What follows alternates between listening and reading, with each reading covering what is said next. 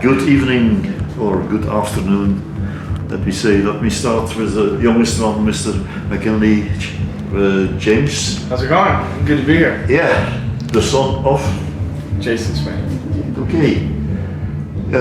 You're the guitarist of the band, singer and guitarist of the band. Yep. He's a famous drummer. Can you tell us something about your past? Because it's not your first band, I think. No, I started coming over to Europe with a band called the High Risers. Yeah. And then I joined Low Straight Jackets. Stage Jackets, yeah. And then I went to J.D. McPherson's band. You've always been a musician. Always been a musician. So then I look to the son.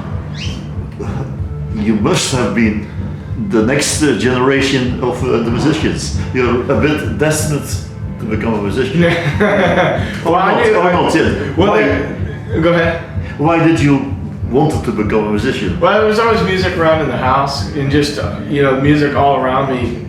Whether musicians were staying when they were coming through town when he was playing, or just records on, and I didn't even think twice about it. I just was like, well, this is kind of what I want to do.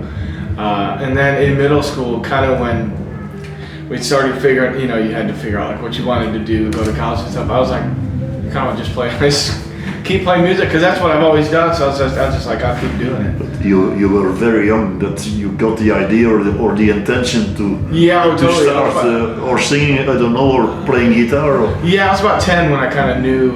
Well, that's when I first started playing guitar, and that's when I kind of knew. I was like, this is what I want to do. You don't play on every guitar, I think.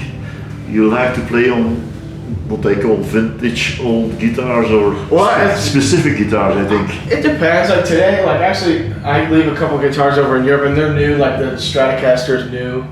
That one's kind of a parts caster. It's got new and old stuff on it. But my backup guitar is just a new Epiphone Riviera, and it's just like a reissue of an old one. But it mainly solid and hollow body guitars is what I play most. What more must we know about McKinley James as a musician? What kind of music do you play? Can you I play traditional R&B music because it's a mix of rock and roll, soul, and blues music. But I listen to all different types of music. But I mainly play rhythm and blues music. You have released a lot of singles, a lot of EPs, but next month I think I must check it. So next month your first album, your first full-length studio. Yeah, it comes out in June 7th. Yeah. We have a full-length live record out, but this is you had a live record, yeah. But this will be our first full studio record. Yeah. We actually have it with us on tour. Unfortunately, the vinyl, there was a delay in the pressing of the 12-inch, but we have the CD with us. Why did it take that long that you released your full-length album? Well, we were going to release we were planning to release a record 2 years ago when we had an organist. And then when he left the band, we were like, well, let's re-record the stuff as we're going to play it as a duo.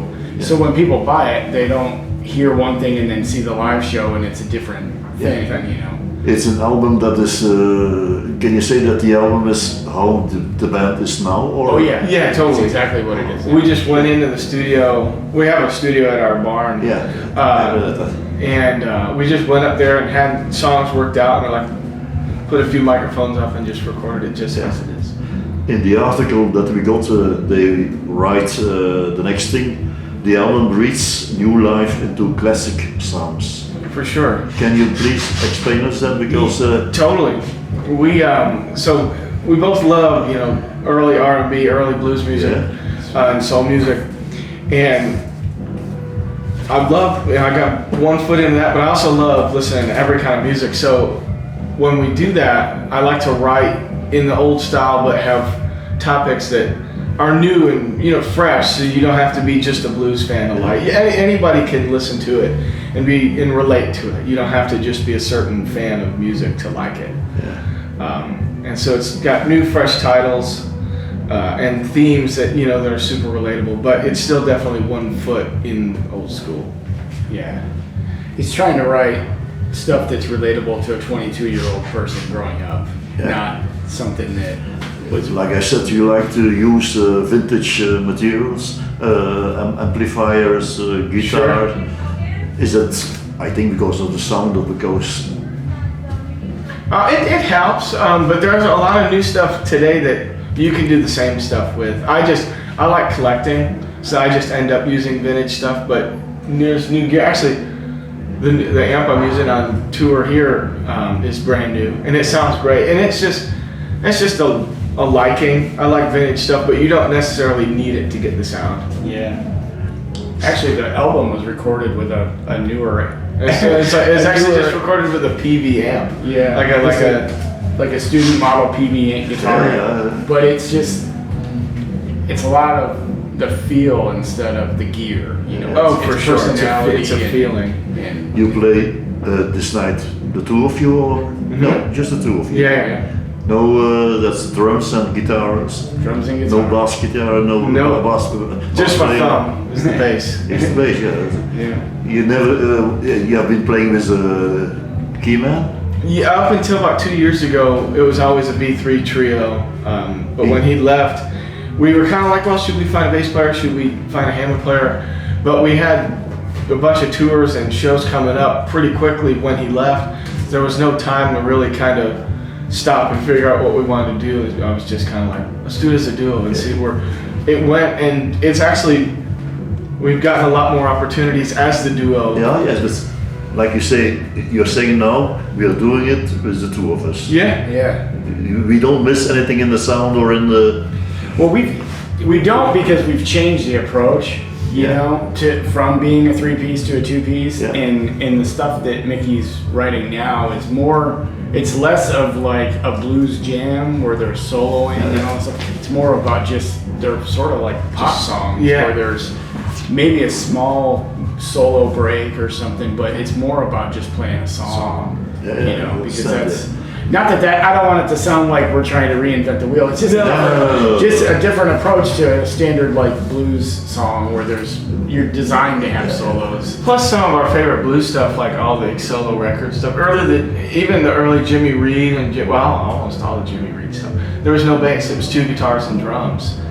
And like Lazy Lester, the Slim. More bands so that they play with all the bass player. Totally. Tony Joe White. Yeah, totally.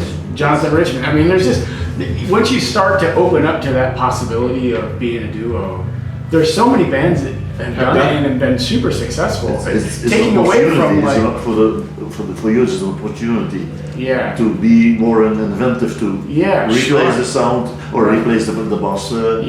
And we've gotten a lot of compliments from other musicians about like it's so cool to see someone take that approach and have space instead of just trying to fill it with solos all the time. Not that he can't do that. I mean, we've done that and we do that. We've been out recently with ZZ Top, but we've been with a B3 player, Mike Flanagan, and that gives him a lot of chance to play guitar. But it's a different thing, so you know, it balances out. Yeah, we get to do it. There's one thing that your father said in the article. If you play guitar and don't sing, it will limit you. For sure. Yeah, I didn't want to sing at first. You didn't discuss that with your dad, you know? Well, I was like, I don't want to. I can understand it. But you're sure about that. You know, he was just like, you got to learn to sing. Even not to be like a main singer, just to, have the ability to even just do harmony or something, just so you can get that extra opportunity. Well, he plays guitar. He can help me on background, or just because there's so many amazing guitar players. I mean, amazing guitars, especially in Nashville. I mean, it's you can go anywhere and just be dumbfounded by how good someone else. And then you walk next door, and it's like, well, that guy's just as good or better, you know. So if you can do something to add value to being a guitar player, not saying he couldn't have done it as just being guitar, but it just. My theory was when he was like 10, I'm like, whether you play guitar for the rest of your life or you do it for fun, just guitar. You can do that, but if you can sing to some degree, you can play solo gigs. You can just do anything. It's the option is there to always do something. Very wise daddy. I'm forever thankful because we've gotten to do some really killer stuff. Who is the songwriter of the on the new album? Mm-hmm. Your own songs or a mix of covers? originals? They're all. I don't think No. they're all originals. I co-wrote a couple of them with my friend Dan Auerbach and Pat McLaughlin and Dylan Altman. There's a couple co-writes, but they're all original songs. And who's the songwriter? You both? Well, I bring songs to him after I've written them, kind of work them out and see if there needs to be some changing. But Some filters. yeah. But I write the songs. When I continue, then the next time you must write songs about who you are. Yeah, totally. And that's one of those things where it goes back to, yeah, we do play, older style rhythm and blues and soul. But, and even if we cover a song, I only write about like actual experiences and stuff, because if I try to say something that I haven't, lived or something, then it would be weird because I'm trying to convince you through a song of something that I've never done. You've got to live it. Yeah, exactly. Or if you cover a song, I mean, anybody can cover. Yeah, like I can't, sing a song about I'm partying all night because I don't party, and it would just be awkward because it wouldn't be true. Yeah. Before I go to my last question, I give you free promotion time. Give us 1 to 3 reasons why the public should buy your record. I think. Your record called Working Class Hero. Great title. Well, I believe because it's music that anybody can relate to. So if you like any kind of music, there's songs that can help you get through anything you're going through, whether it's good, bad, or just need anything. I feel like if you need any different, good feeling or bad feeling, you'll get it on this record. And it's honest. Like, it's a completely honest record. There's no trickery. There's no trick. It's just completely two people playing Live. Yeah. Playing live. Yeah. In your own studio Yep. Yeah. at home. Mm-hmm. That'd be great. Okay, Jason and McKinley, these were my questions that I got in mind.